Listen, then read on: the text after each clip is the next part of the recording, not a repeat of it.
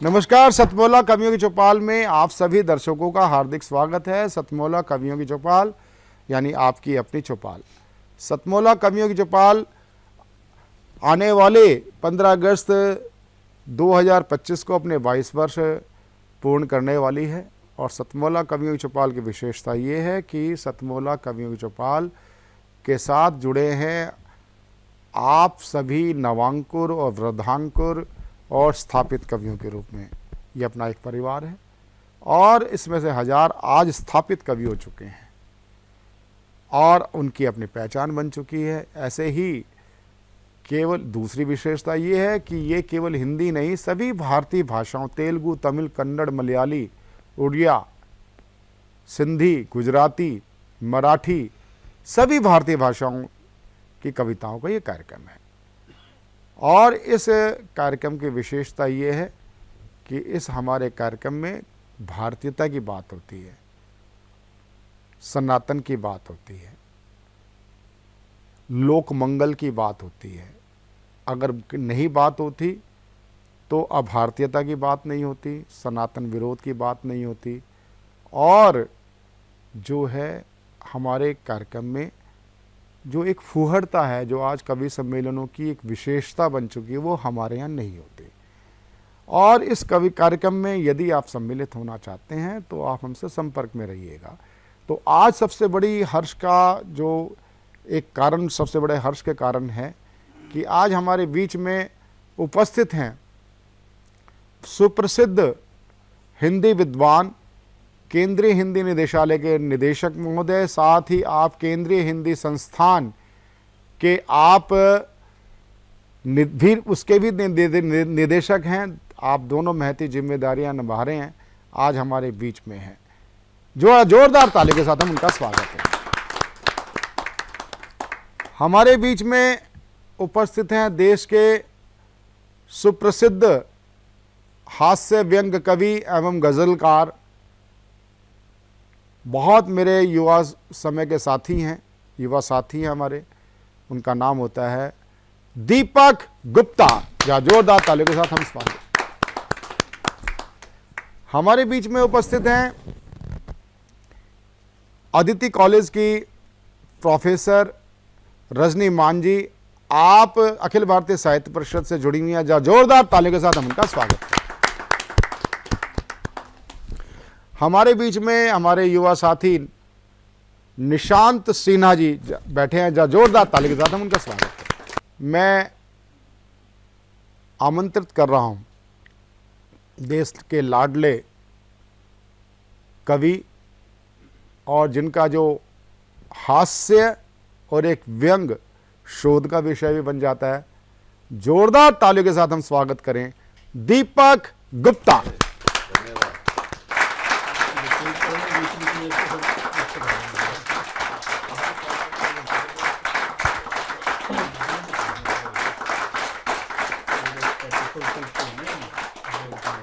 कवियों की चौपाल कार्यक्रम में मैं आप सभी दर्शकों का, श्रोताओं का अभिवादन करता हूं, अभिनंदन करता हूं। और धन्यवाद प्रवीण जी, आप मुझे लगातार इस कड़ी में किसी न किसी रूप में जोड़ते रहते हैं।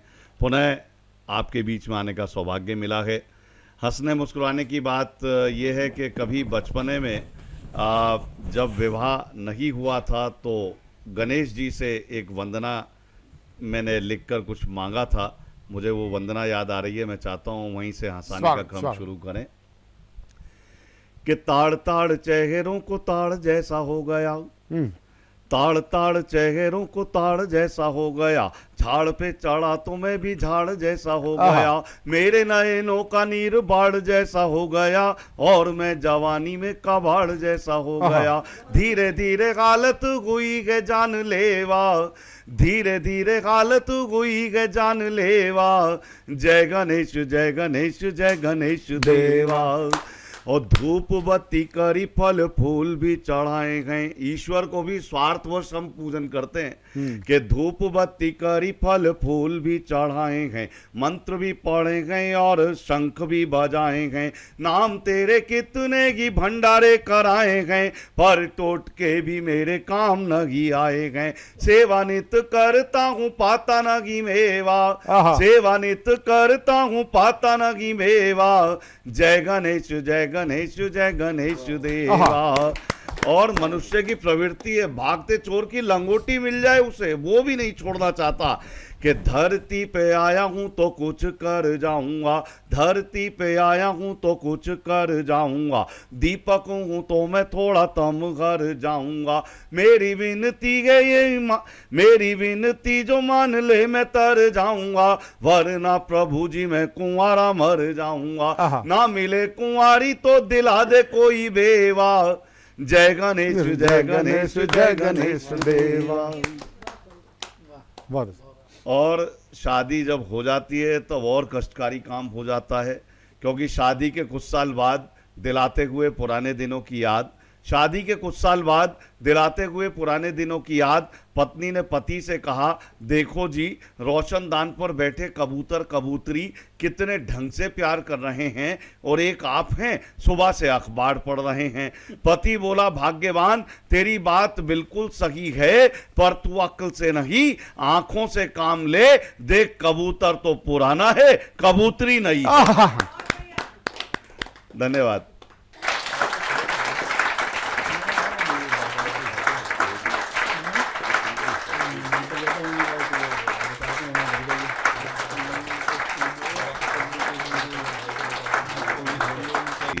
बहुत शानदार, ये दीपक गुप्ता जी की एक विशेषता है।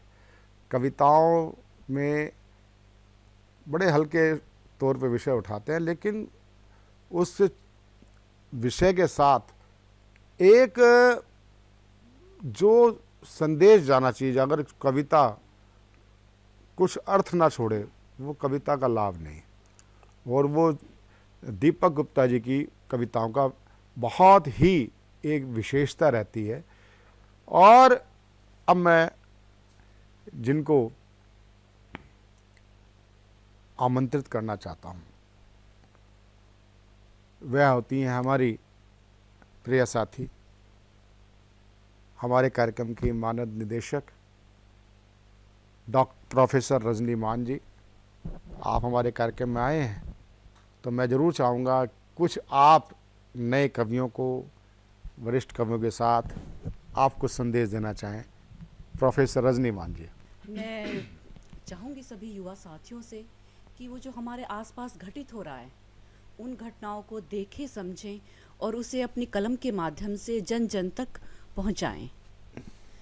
ये मेरी सभी से गुजारिश है कि वो इस कार्य को करें। आभार।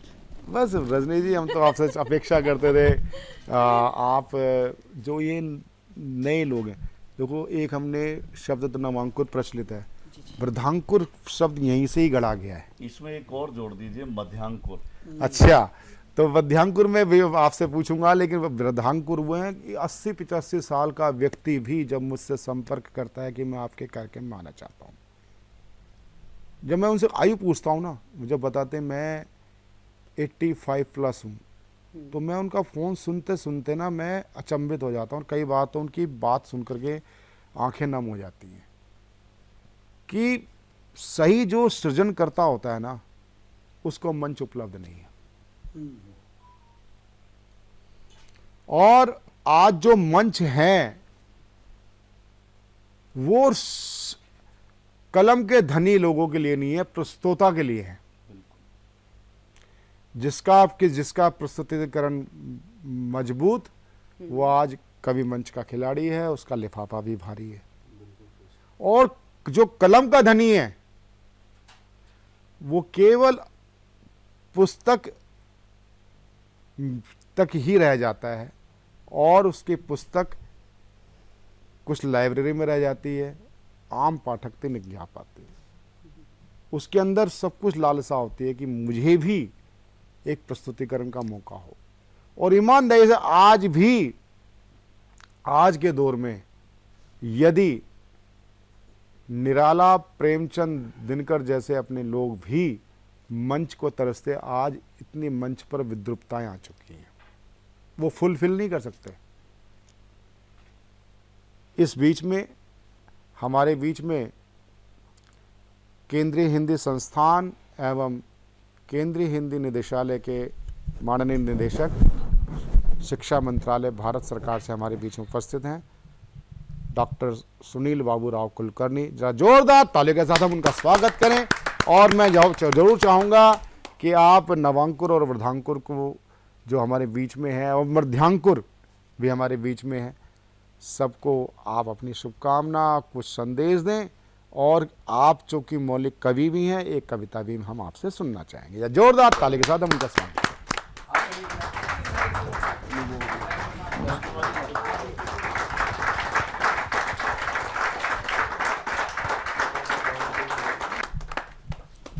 धन्यवाद प्रवीण जी।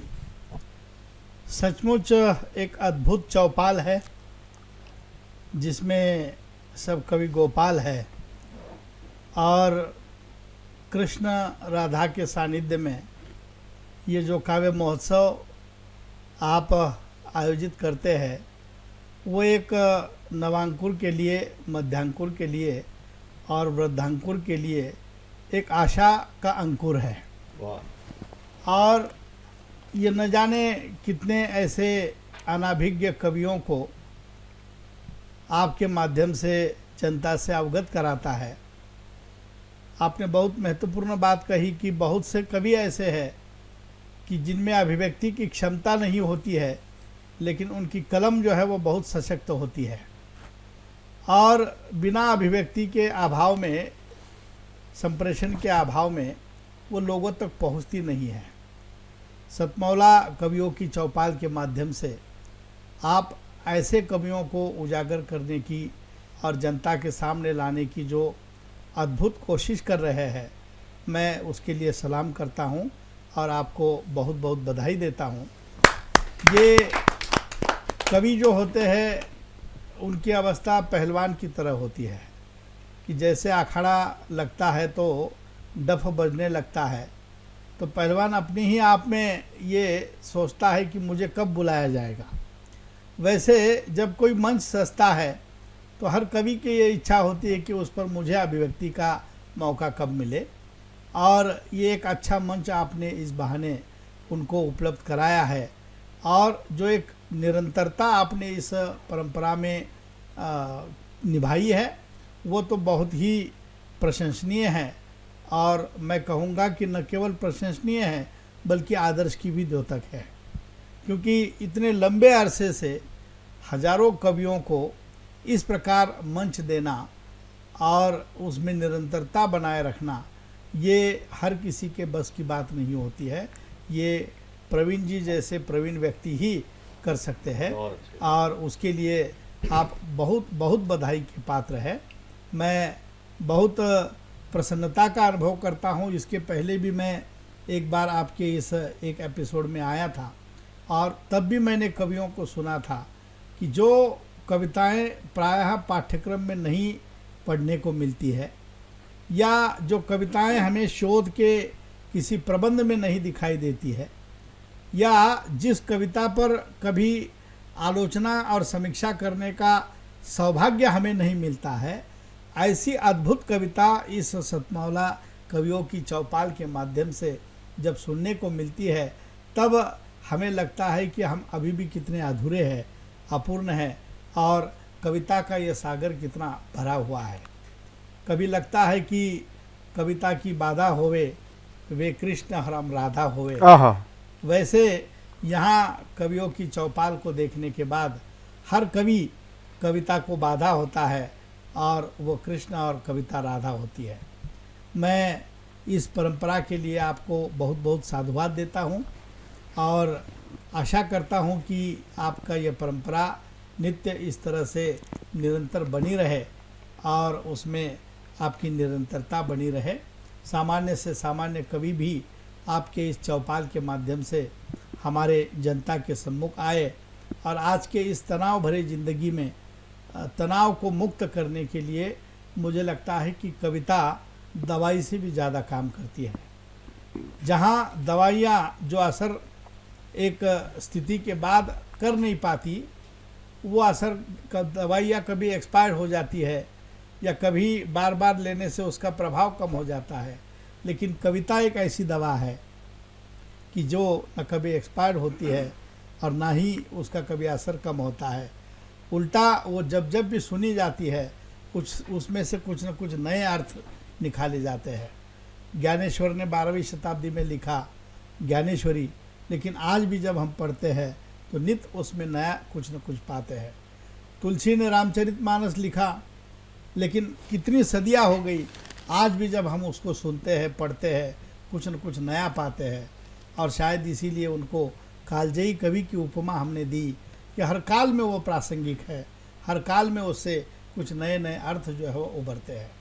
मैं इस आयोजन के लिए, और आज तो मैं अपने आप को बहुत धन्य मान रहा हूँ कि दीपक जी जैसे हास्य कवि को, और गंभीर कवि, आपने उनको हास्य कवि कहा लेकिन मुझे तो बहुत गंभीर कवि लगे और असरदार कवि लगे।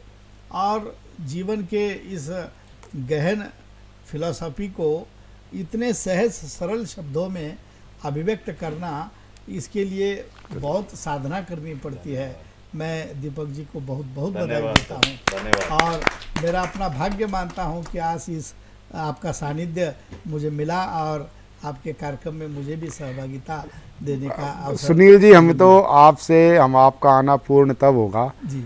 आप केंद्रीय हिंदी संस्थान के आप निदेशक तो हैं, केंद्रीय हिंदी निदेशालय के भी, लेकिन आप मूलतः आप भारतीय भाषा के भी कवि हैं। जी जी। हम आपसे 2 कविता सुनना चाहते हैं, जरूर एक हिंदी में और एक मराठी में। जरूर, आपकी अपेक्षा जरूर पूरी होगी। मैं मूलतः बचपन से काव्य प्रतियोगिता में सहभागी होता रहा हूँ।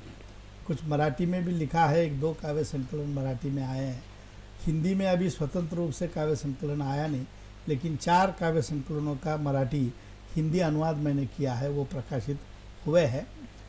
एक कविता की जो मैंने खुद मराठी में भी लिखी है और उसका हिंदी में अनुवाद भी मैंने ही किया है। कविता का शीर्षक है वैश्वीकरण, उसको मराठी में जागतिकीकरण कहा जाता है। तो पहले मैं हिंदी की पंक्ति पढ़ूंगा और फिर उसकी मराठी पंक्ति भी आपको बताऊंगा। कविता का शीर्षक है वैश्वीकरण। आजकल ये वैश्वीकरण की बह रही है धारा, अरे आजकल ये वैश्वीकरण की बह रही है धारा, और दिन ब दिन घट रहा है इंसानियत का नारा। बहुत अच्छा, बहुत अच्छा। अरे आजकाल या जागतिकीकरणाचा वाहू लागला वारा, अरे आजकाल या जागतिकीकरणाचा वाहू लागला वारा, अन दिवस आटत आहे माणुसकीचा झरा। बहुत अच्छो। दिवस आटत आहे माणुसकीचा झरा, जिकडे तिकडे चोहीकडे हो बाजारवादच सारा, जिकडे तिकडे चोहीकडे हो बाजारवादच सारा, अन दिवस वाढत आहे यूज अँड थ्रोचा नारा। बहुत अच्छे, बहुत अच्छे। जिधर भी देखे उधर दिखे बाजारवाद ही सारा, अरे जिधर भी देखे उधर दिखे बाजारवाद ही सारा, और दिन ब दिन बढ़ रहा है यूज एंड थ्रो का नारा।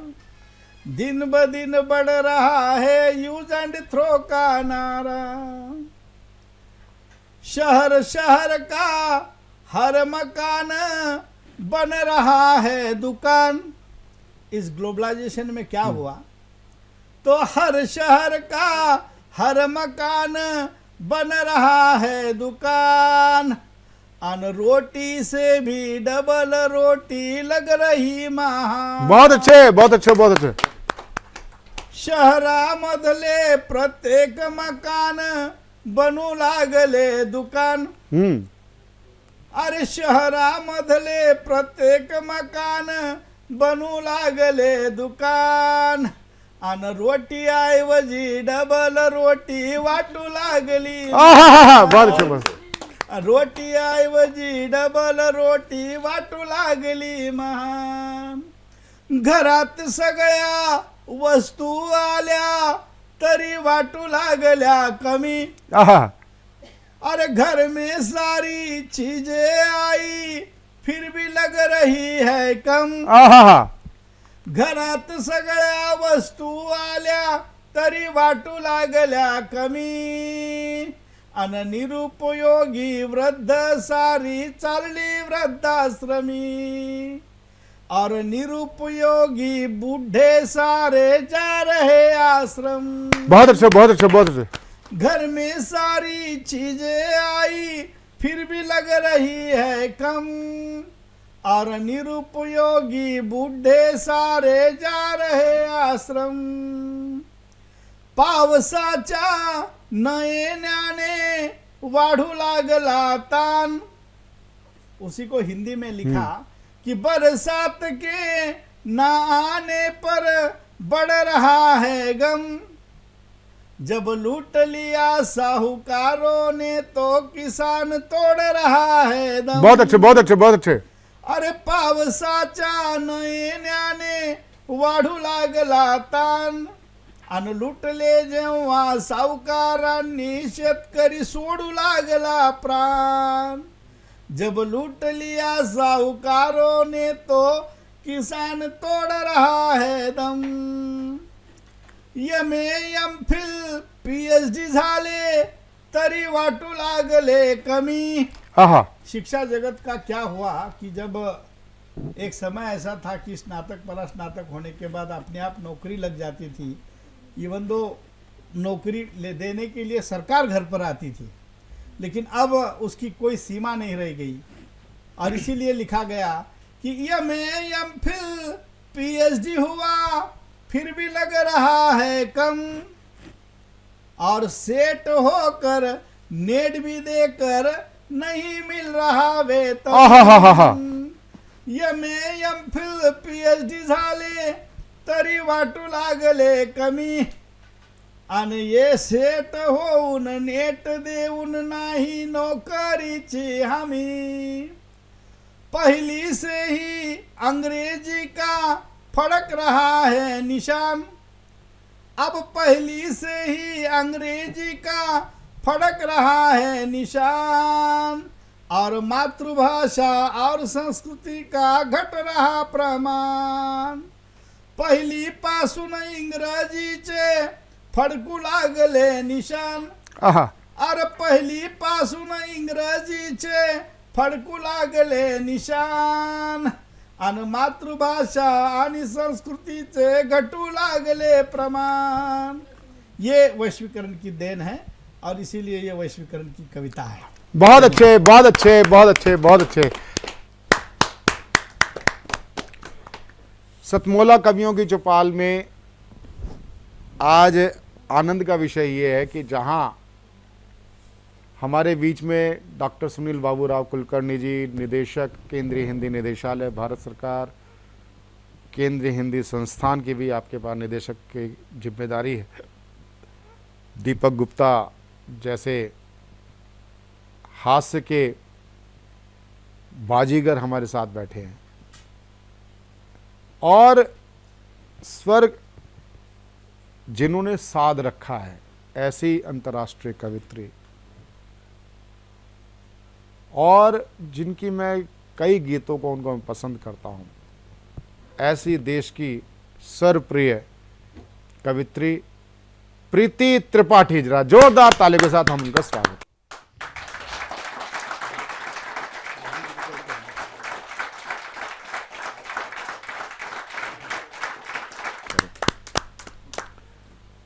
मैं दो पंक्तियों के साथ मैं आमंत्रित करना चाहूंगा कहूँ क्या किस तरह से जिंदगी को जी लिया मैंने, कहूँ क्या किस तरह से जिंदगी को जी लिया मैंने, चुभन सुई घुटन धागा लबों को सी लिया मैंने, लबों को सी लिया मैंने। डॉक्टर प्रीति त्रिपाठी।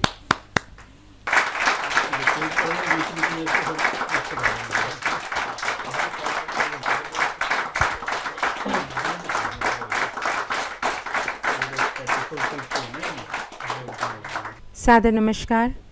बहुत बहुत धन्यवाद मुझे यहाँ बार बार आमंत्रित करने के लिए। यहाँ आना बहुत सुखद होता है। एक गीत से आप सबको जोड़ती हूँ। प्रेम में जो सबसे सुखद होता है वो होता है विरह, और विरह की साक्षी रही हैं मीरा। मैंने अपने भावों को, अपने शब्द पुष्पों को समर्पित करने की कोशिश की है। सुनिएगा। मैंने मीरा के वैराग्य को चुन लिया, मैंने मीरा के वैराग्य को चुन लिया, राजमहलों का श्रृंगार भाया, वाह वाह वाह। देहरी द्वार तरसा कि ये युग हुआ, देहरी द्वार तरसा कि ये युग हुआ, कोई दीपक जलाने को आया नहीं, मैंने मीरा के वैराग्य को चुन लिया। बहुत आभार। पहला बंद देखते हैं। प्रेम में सौंप कर सब तुम्हारे रहे, चैन को खो दिया नींद हारे रही, बहुत अच्छे बहुत अच्छे बहुत अच्छे। मुझ में मिलते रहे प्यास के हल सभी, तुम समंदर से खारे के खारे रहे, मैंने हर मोड़ पर साथ चाहा मगर, मैंने हर मोड़ पर साथ चाहा मगर, तुमने मुझ में कभी मन लगाया नहीं, मैंने मीरा के वैराग्य को चुन लिया, राजमहलों का श्रृंगार भाया नहीं, मैंने मीरा के वैराग्य को चुन लिया। और जीवन कैसा होता है? रीतियाँ रे इख्तियार खामोशियाँ, साथ चलती रही अनवरत ठाठ से, रीतियाँ रे इख्तियार और खामोशियाँ, साथ चलती रही अनवरत ठाठ से, साथ दो पल का भी ना सुखद हो सका, दंश इतने मिले हो गए काठ से, इस चकाचौंध में कोई सूरज मेरे, इस चकाचौंध में कोई सूरज मेरे, आंसुओं की नमी सोख पाया नहीं, मैंने मीरा के वैराग्य को चुन लिया, राजमहलों का श्रृंगार भाया नहीं, देहरी द्वार तरसा कि ये युग हुआ, कोई दीपक जलाने को आया नहीं, मैंने मीरा के वैराग्य को चुन लिया। धन्यवाद। ये थी डॉक्टर प्रीति त्रिपाठी। आपने सुना डॉक्टर साहब, आपने भी देखा। ये एक ऐसी कवित्री है कि आज मंच पे कई प्रकार के कविताओं के प्रतिनिधि हैं। ये डॉक्टर प्रीति त्रिपाठी एक अलग अनूठी विलक्षण इसमें जो है कि एक तो सबसे बड़ी बात है मौलिकता, दूसरी बात है कि इनके कई गीतों के अंदर जो वो है वो कभी इनकी कविता गांव में चली जाती है और कभी कविता इनकी अतीत में चली जाती है और कभी कविता के अंदर अभी जो कविता थी मीरा का, जो एक पूरे भाव के साथ इस कविता को जिस ढंग से प्रस्तुत किया, मैं बहुत बहुत साधुवाद करता हूँ।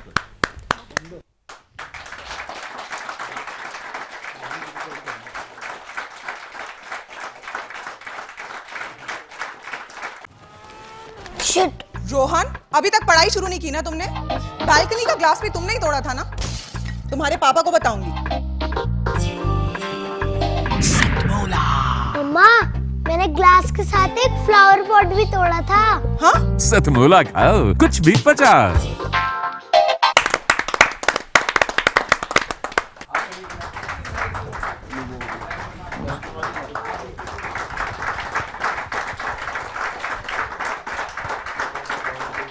तो साथियों, अंतराल के बाद में एक बार फिर से स्वागत है आपके अपने मनपसंद कार्यक्रम जिसका नाम होता है सतमोला कवियों की चौपाल। अभी आप देश के उन शीर्षस्थ कवियों को सुन रहे थे, उन विचारों को सुन रहे थे जिनको सुन करके एक नई मन में कविता करने का सृजन और संकल्प वो लेता है। साथियों, आज कई ऐसे लोग हमारे बीच में फिर से जुड़ चुके हैं कवि के रूप में, जिन्होंने अपनी कलम से जब शुरुआत की थी तो वो शुरुआत थी, लेकिन आज उनके शब्दों के जो बोल हैं वो बोल किसी परिचय के मोहताज नहीं है। साथियों, आज उन्हीं कवियों में से जब मैं एक पहली कवित्री को आपके सामने प्रस्तुत कर रहा हूँ तो उनका परिचय अगर दें तो परिचय ये होता है कि उन्होंने एक संस्थापक हैं साहित्यपीडिया जैसे बड़े समूह की। 15 से अधिक पुस्तकें उनके स्वयं के माध्यम से प्रकाशित हो चुकी हैं और आज उन्हीं 15 पुस्तकों में से 2 पुस्तकें भी वह हमारे बीच में लेकर के आई हुई हैं चांद से बातें हमारी और मेघ गोरे हुए सांवरे। ये आप पुस्तकें देख सकते हैं। ये पुस्तकों की वजह से आप देखिएगा कि क्या उनका अपना स्वयं का साहित्यिक एक विशेषताएं हैं। साथियों, आज वो एक कविता हमारे बीच में जो लेकर के आ रही हैं, उस कविता ने हमें ये संदेश दिया है कि जितना मन भावुक होगा, ये उनके कविता के बोल हैं, जितना मन भावुक होगा उतना ही दुर्बल होगा। तो भावनाओं को नियंत्रण करना जिसने सीख लिया, ये बताने के लिए हमारे बीच में मुरादाबाद से पधार रही हैं डॉक्टर अर्चना गुप्ता।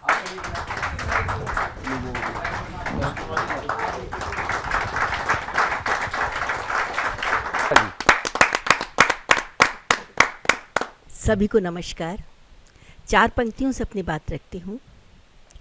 गीत मेरा धर से जो तूने छुआ, एक प्यारा सा एहसास दिल को हुआ, बज उठी मन तरफ सैकड़ों घंटियाँ, बज उठी हर तरफ सैकड़ों घंटियाँ, जैसे पूरी हुई कोई मेरी दुआ, वाह, जैसे वाह, पूरी हुई कोई मेरी दुआ।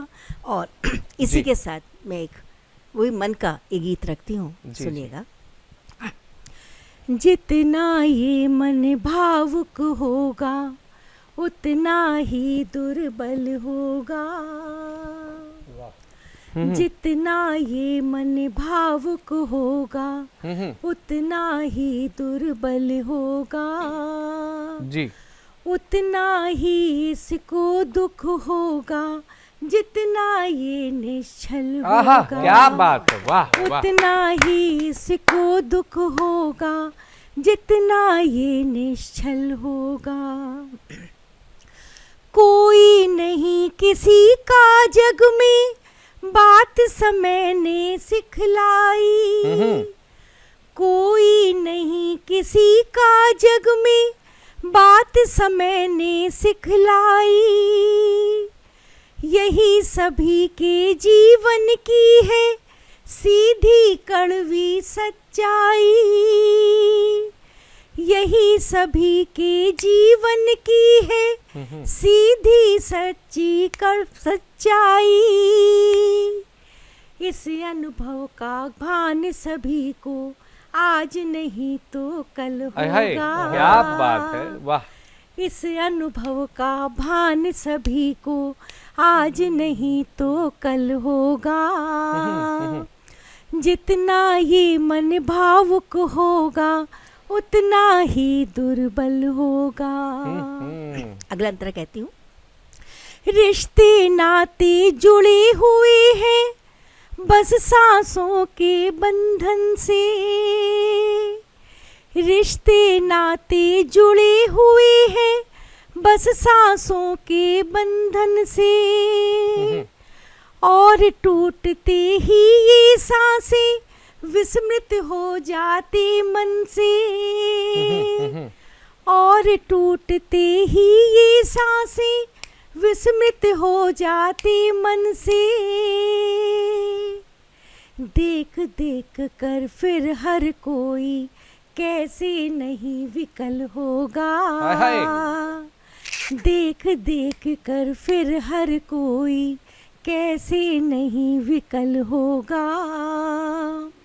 जितना मन ये भावुक होगा उतना ही दुर्बल होगा। अपने लिए कहाँ जी पाए हम जी भर कर ये जीवन। अपने लिए कहाँ जी पाए हम जी भर कर ये जीवन।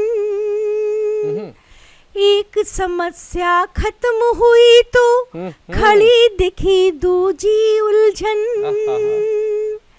एक समस्या खड़ी हुई तो दिखी दूजी उलझन।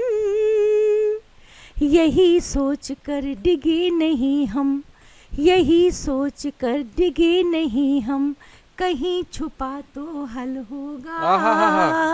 बहुत सुंदर। जितना मन ये भावुक होगा उतना ही दुर्बल होगा। स्वार्थ भरा है दिल में इतना, नहीं रहा अब अपनापन।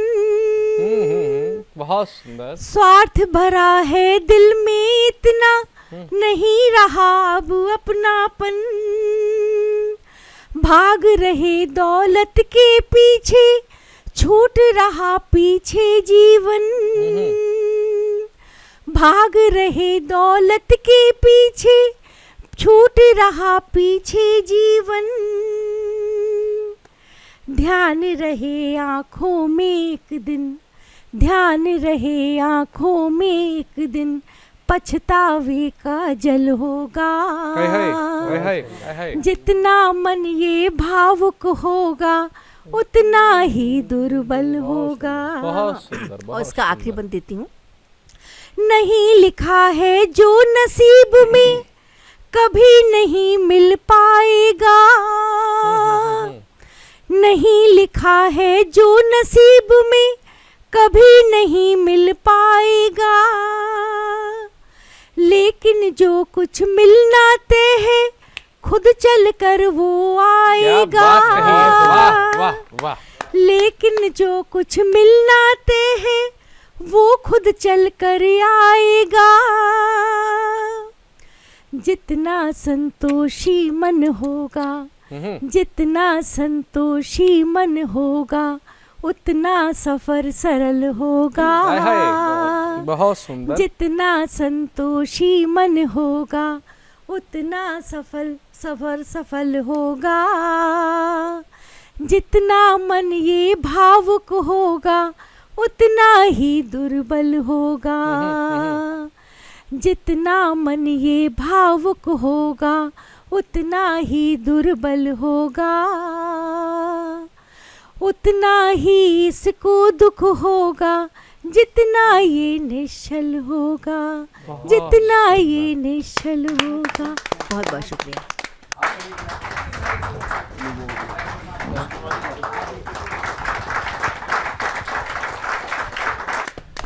साथियों, जब ये गीत सुन रहे थे तो भावनाओं को बार बार जब सुना तो एक देश की वह भावना याद आई जब हाल ही में हमारे देश के ऊपर एक आतंकी हमला हुआ और भावनाओं में हमें ये लग रहा था कि आज शाम को ही आक्रमण होना चाहिए, लेकिन भावना पर नियंत्रण करते हुए कुछ विचार करके दुष्टों को उनकी छठी का दूध याद जरूर दिलाया जाएगा, पाकिस्तान को मिट्टी में जरूर मिलाया जाएगा।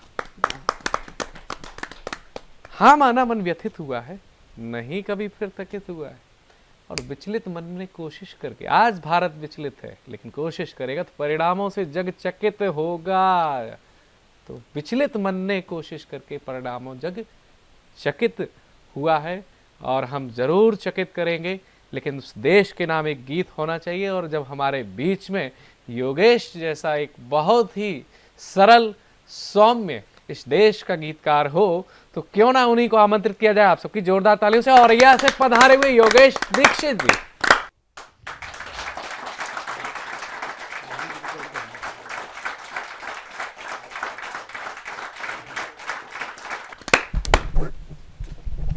सभी को नमस्कार। माँ शारदे की वंदना में एक छंद रखता हूँ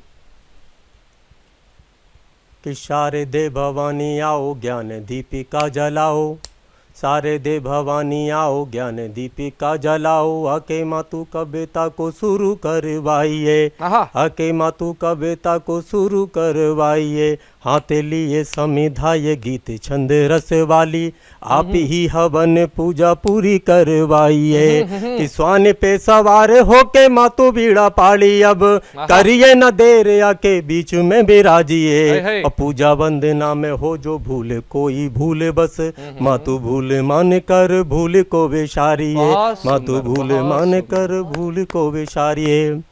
आइए, आज गांव से शहरों की ओर लोग पलायन कर रहे हैं, लेकिन हमारी संस्कृति, हमारी परंपराएं यदि ये जीवित है तो उनके पीछे हमारे गांव ही है। तब चार पंक्तियां और रखता हूं और आप सभी का समर्थन चाहता हूं कि पला बड़ा है भारत जिससे, कि पला बड़ा है भारत जिससे वो भाव भी जिंदा रखने हैं, कि पला बड़ा है भारत जिससे वो भाव भी जिंदा रखने हैं, और शहरों में मिलने वाले दिल में घाव भी जिंदा रखने हैं। और ये अपनापन, ये संस्कार शहरों में मिलने वाले ना, अरे शहर बसाना अच्छा है पर गांव भी जिंदा रखने हैं। वाह वाह वाह योगेश भाई वाह, बहुत बहुत आभार। आइए मैं सीधा अपने अब गीत की ओर चलता हूँ। हमारे देश की सांस्कृतिक, भौगोलिक और ऐतिहासिक खूबसूरती को समेटे हुए हमारा ये गीत जी निवेदित है कि जिसकी रज रज चंदन है और कण कण में बलिदान, कि जिसकी रज रज चंदन है और कण कण में बलिदान, ऐसा प्यारा पावन है ये मेरा हिंदुस्तान, ऐसा प्यारा पावन है ये मेरा हिंदुस्तान, कि जिसकी रज रज चंदन है और कण कण में बलिदान, ऐसा प्यारा पावन है ये मेरा हिंदुस्तान। वाह, वाह, और क्या खूबसूरती है, एक बंद रखता हूँ कि केसर वाला मुकुट बना जिसके माथे की शान, अर्धानी चूनर झूम रही है खेत खेत खलियान, स्वयं किया देवों ने जिसका मुख से है गुणगान, स्वयं किया देवों ने जिसका मुख से है गुणगान, ऐसा प्यारा पावन है ये मेरा हिंदुस्तान, ऐसा प्यारा पावन है ये मेरा हिंदुस्तान। एक खूबसूरती का और बंद रखता हूँ और आपसे तालियों का साथ चाहता हूँ। स्वागत है। कि कहीं तुलसी की चौपाई रामचरित को गाए, कहीं तुलसी की चौपाई रामचरित को गाए, और कहीं कबीरा बाड़ी से अपने अमृत रस बरसाए, और धन्य हुई जो धरती पाकर मीरा और रस खान, ऐसा प्यारा पावन है ये मेरा हिंदुस्तान, ऐसा प्यारा पावन है ये मेरा हिंदुस्तान। एक और बंद रखता हूँ कि लहू बहाकर सींची है हमने इस देश की माटी, हाँ जी। कि लहू बहाकर सींची है हमने इस देश की माटी, और तब जाकर पाई है हमने अपनी ये आज़ादी। और वीरों की परपाटी वाला मेरा ये अभिमान, ऐसा प्यारा पावन है ये मेरा हिंदुस्तान, ऐसा प्यारा पावन है ये मेरा हिंदुस्तान। अगला बंद है जी। कि लुटे पिटे कितने लौटे कितनों को हैं दफनाए, जीते कितने ही महासमर इतिहास कहे गाथाएं। अर केसरिया अर केसरिया अर केसरिया स्याही से जिसका लिखा है गौरव गान, ऐसा प्यारा पावन है ये मेरा हिंदुस्तान। बहुत बहुत आभार सभी को।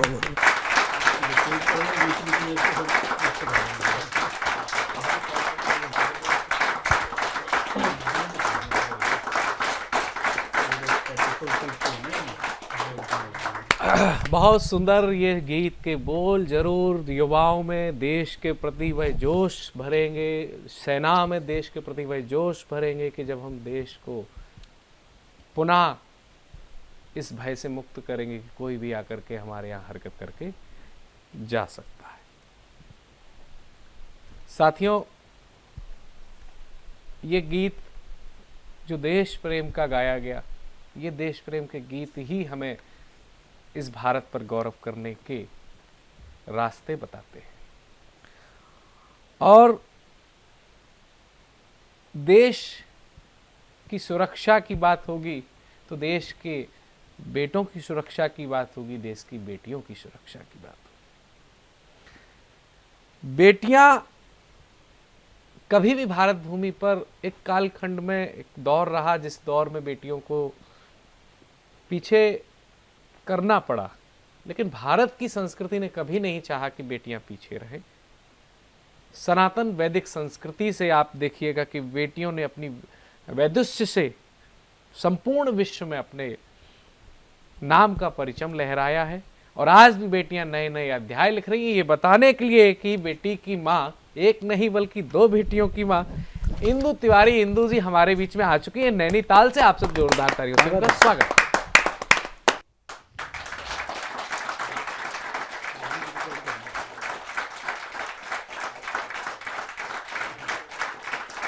मंच पर उपस्थित सभी विद्वजनों को और कार्यक्रम देख रहे सभी दर्शकों को मेरा सादर नमस्कार। मैं चार पंक्तियों से पहले अपना परिचय दूंगी। हाँ जी। जन्म लिया जिस धरती पर उस धरा पर मैं बलिहारी हूँ, जन्म लिया जिस धरती पर उस धरा पर मैं बलिहारी हूँ, प्यास बुझी जिस अमृतसर से उस धारे नौले की आभारी हूँ, पूर्ण पिता और मातु चंद्र की ऋणी सदा उपकारी हूँ, तालों के शहर नैनीताल में उपाध्याय वंश की नवासी हूँ। बहुत सुंदर। तालों के शहर नैनीताल में उपाध्याय वंश की नवासी हूँ कन्या में द्वाराहाट सगनेटी की, हूँ कन्या में द्वाराहाट सगनेटी की और बेताल घाट की बुआरी हूँ, और बेताल घाट की बुआरी हूँ। आगे अपनी एक रचना शुरू कर रही हूँ कि बेटियां हमारी आज किस क्षेत्र में आगे नहीं है, सभी क्षेत्र में आगे हैं, लेकिन कभी कहीं पर ऐसा भी है कि बेटियों को अभी भी आगे बढ़ने से रोका जाता है।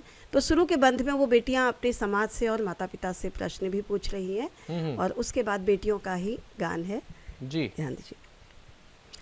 जीत का अध्याय लिख रही है बेटियां, जीत का अध्याय लिख रही हैं बेटियां, हमारी बेटियां हम सब की बेटियां, जन्नत हमारे घर को बनाती हैं बेटियां, हमारी बेटियां हम सब की बेटियां।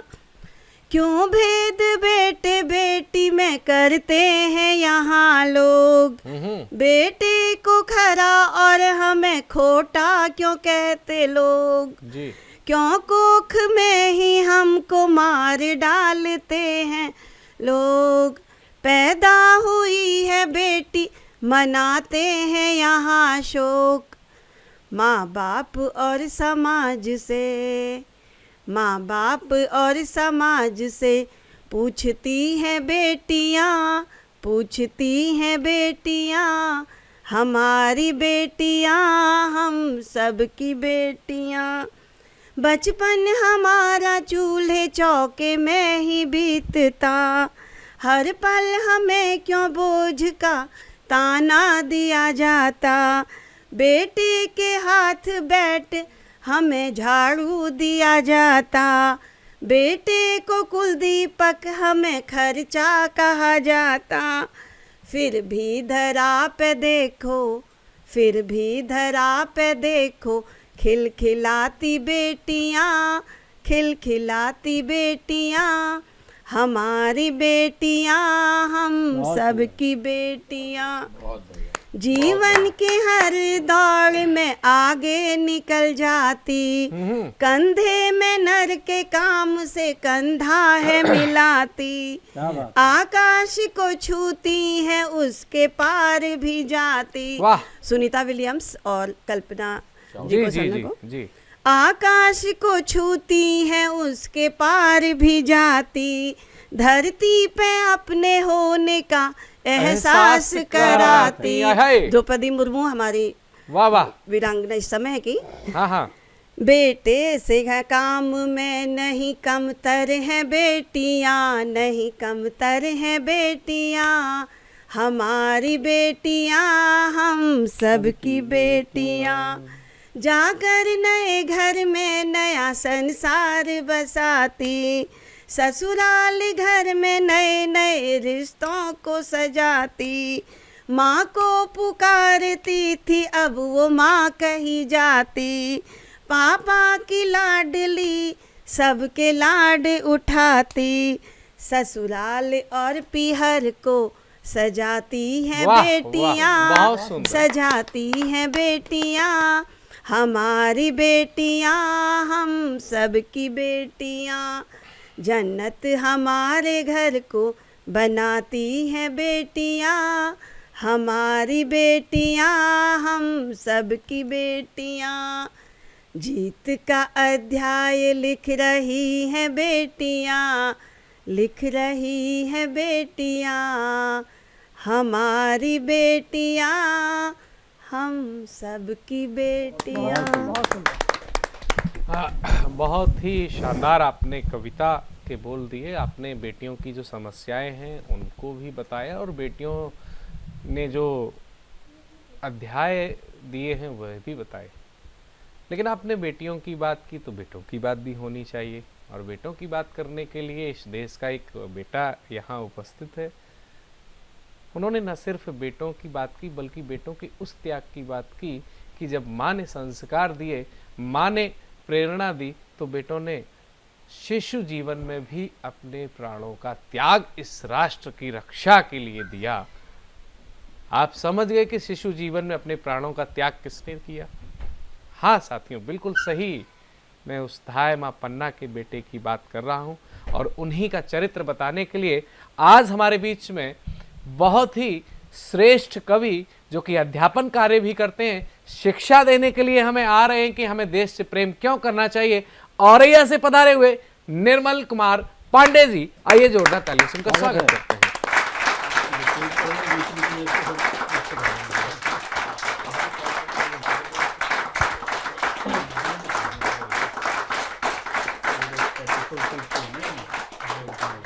नमस्कार बंधुओं, आप सबका स्वागत है। मैं औरैया से निर्मल कुमार पांडे जी आप सबके बीच में हूँ।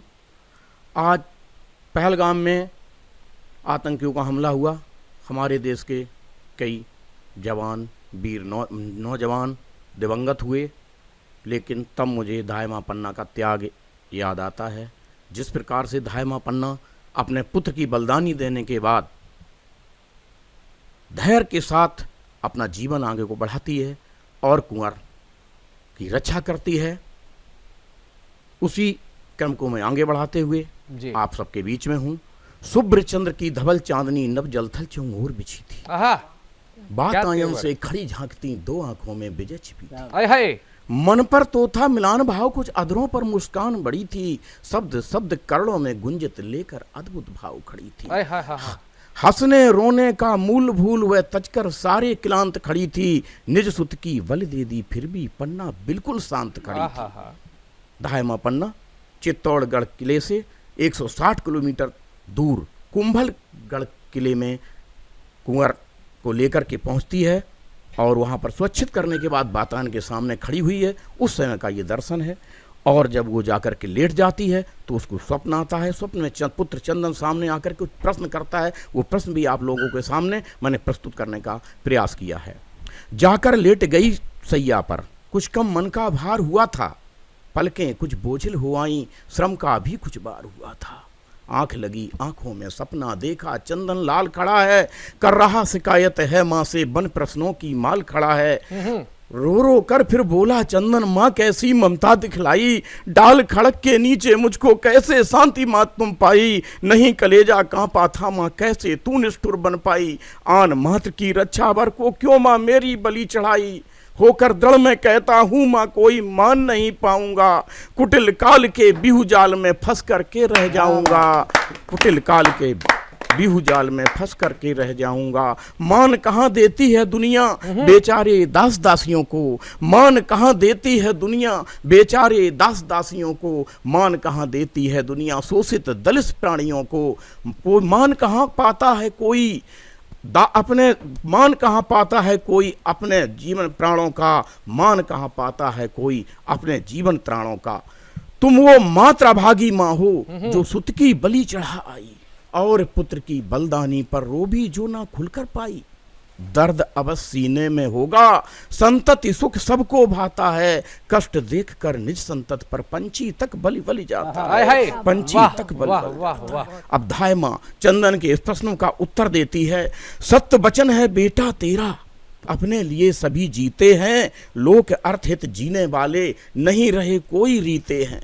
वचन दिया जो महारानी को उसका भी मान बचाना था, वचन दिया जो महारानी को उसका भी मान बचाना था, लोक धर्म की रक्षा को सुत अपना भी वचन निभाना था। तुम तो केवल मेरे सुत हो, ये दुख भी मात्र हमारा है। उदय सिंह है सुत राणा का जो जन का मात्र सहारा है। तेरे प्राणों की रक्षा से होती केवल मैं अब सिंचित, और कुंवर की रक्षा से अब होगा पूरा राज अचिंतित। सुनो राज की रक्षा को, सुनो राज की रक्षा को सब हंसकर प्राण दिया करते हैं, बरबरीक निज हाथों से खुद सर का दान किया करते हैं। वाह वाह क्या बात है। बरबरीक निज हाथों से खुद सिर का दान किया करते हैं। जब अर्जुन सुत अभिमन्यु भी बलिदान हुआ रणवेदी पर, तब राजकुंवर की रक्षा को मैं चढ़ा सकी सुत वेदी पर। चिंता तेरी जायज है पर बलिदान व्यर्थ ना जाता है, पाषाणों में दब जाने पर भी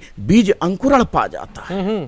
तेरा भी बलिदान है चंदन इस तरह व्यर्थ ना जाएगा, मेवाड़ राज्य के मस्तक पर ये हीरे सा जड़ जाएगा। जब कोई यश गान लिखेगा, जब कोई यश गान लिखेगा मेवाड़ी विजय कहानी का, तब उसको लिखना ही होगा मान तुम्हारी बलिदानी का, मान तुम्हारी बलिदानी का। जय हिंद जय भारत। बहुत ही शानदार, जो त्याग की भावना से भरा हुआ माँ का हृदय आपने प्रस्तुत किया, वह सिर्फ त्याग जो था वो इस राष्ट्र के लिए था, और ऐसे तमाम त्याग करने के लिए इस राष्ट्र की माताओं ने हमेशा अपने आप को आगे रखा है। और तभी संपूर्ण विश्व में अगर किसी देश की सेना से लोग कांपते हैं तो वे भारत की सेना से ही कांपा जाता है।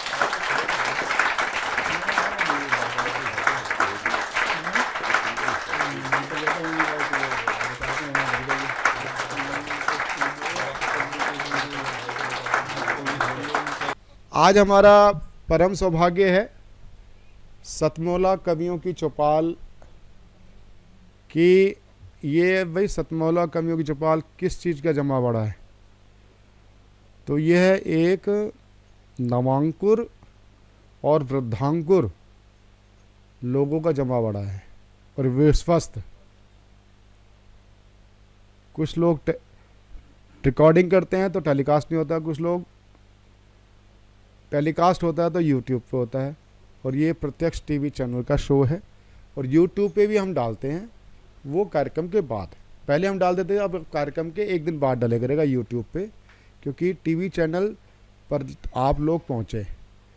तो मैं आप सबके सामने बड़े ही हर्ष के साथ बताना चाहता हूँ, हमारे बीच में आज उपस्थित हैं भारत सरकार के शिक्षा मंत्रालय के अंतर्गत केंद्रीय हिंदी संस्थान कहलाया जाता है, अब उसको केंद्रीय शिक्षण मंडल भी बोला जाता है, उसके माननीय सचिव महोदय हमारे साथ हमारे बीच में आपको आशीर्वाद प्रदान करने के लिए हमारे बीच में उपस्थित हुए हैं। सबसे पहले हम उनका स्वागत सत्कार करते हैं। प्रशांत अवस्थी जी और दीपक जी हाथ लगाएं। हमारे बीच में, धन्यवाद, हमारे बीच में देश के लाडले हास्य कवि, हास्य गजलकार, देश नहीं बल्कि विश्वविख्यात अंतर्राष्ट्रीय कवि हमारे बीच में उपस्थित हैं दीपक गुप्ता जी। आप जानते हैं, जोरदार तालियों के साथ हम स्वागत करें। और दीपक गुप्ता जी अल्लड़ बीकानेरी जी के बाद उसी परंपरा के एकमात्र हास्य कवि हैं जो अपना हास्य गज़लों के माध्यम से रखते हैं। जोरदार पुनः एक बार ताली बजाएं। सबसे पहले हमारे बीच में पुष्पेंद्र कुमार शर्मा जी, आप नोएडा गाजियाबाद से पधारे हैं। जोरदार ताली के साथ पुष्पेंद्र जी बीच में आ जाओ, जो है ना बीच में, पुष्पेंद्र जी बीच में आ जाओ। हाँ श्री, ठीक, नेक्स्ट श्री हरकीरत सिंह ढींगरा जी, सरदार हरकीरत सिंह ढींगरा जी, जोरदार ताली के साथ नोएडा से। रमा त्यागी जी गाजियाबाद से, रमा त्यागी जी गाजियाबाद से, जोरदार ताली के साथ। विशेष आजाद मुरादाबाद से, आइए, ठीक।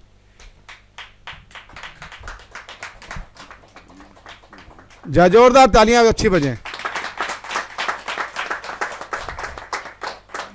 स्वाति पूजा ग्रेटर नोएडा से,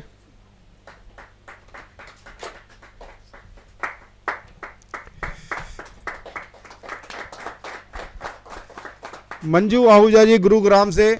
ये आपका स्वागत सम्मान जो करा रहे हैं ना, केंद्रीय हिंदी संस्थान हिंदी को समर्पित संस्था है, शिक्षण, प्रशिक्षण और अवसर, सुअवसर प्रदान करता है। तो मैं एक बड़ा कवि सम्मेलन केंद्रीय हिंदी संस्थान में करने वाला हूं और उसमें पूरे दिन का होगा, चाहिए पूरे दिन का होगा। आइए, नीलम गुप्ता जी, नीलम कुमार, डॉक्टर नीलम कुमार, डॉक्टर नीलम कुमार मेरठ से, जोरदार तालियों के साथ। डॉक्टर सरोज दुबे मेरठ से,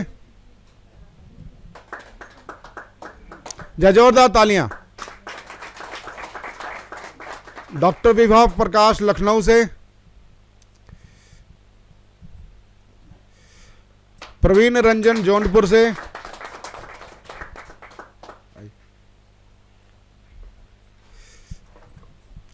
रोनू मावई मुरैना से, जोर तालियां बजाते रहो भाई।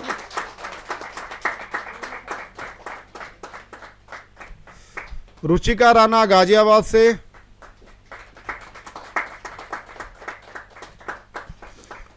तरुण जैन नोएडा से, जोरदार तालियों के साथ। अंजना जैन नोएडा से, आओ जल्दी हो।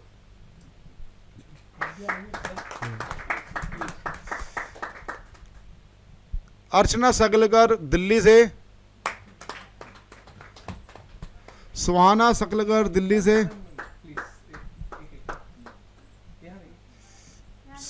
नेक्स्ट सुहाना।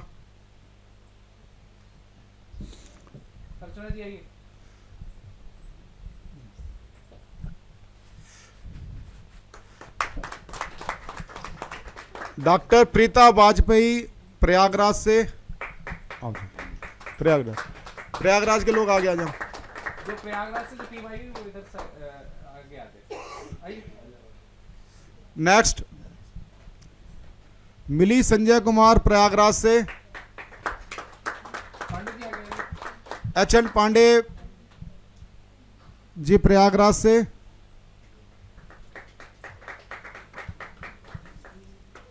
जल्दी आइए जल्दी। क्या तालियां बजे तो ढंग से बजे ना। डॉक्टर किरण पांचाल इंदौर से, अर्चना जी एक मिनट आराम।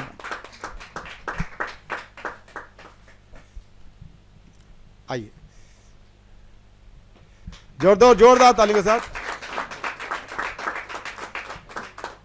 मनीषा मनी अलीगढ़ से, डॉक्टर मनीषा मनी अलीगढ़ से। निशांत दुबे नोएडा एक्सटेंशन।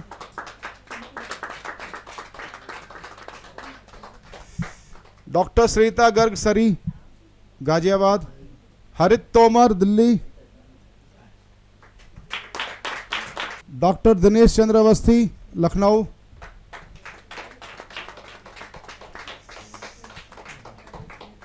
डॉक्टर विशंबर दयाल अवस्थी खुर्जा। चलिए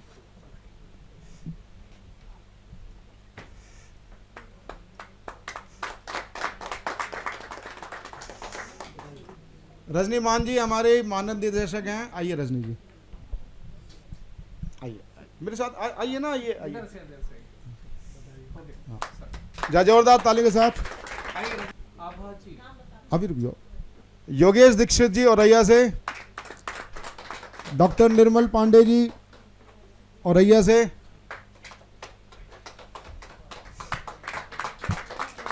और कौन रह गया? आभा मेहता जी वैशाली से। चलिए ठीक है, चलिए अब काश तुम समझ पाते का लोकार्पण जो डॉक्टर मनीषा मनी जी के द्वारा सर्जित है। जोरदार तालियों के साथ उनका लोकार्पण हो रहा है। सामने दिखाइए।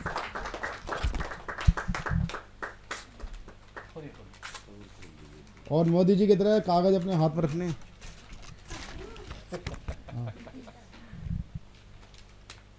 जोरदार तालियों के साथ।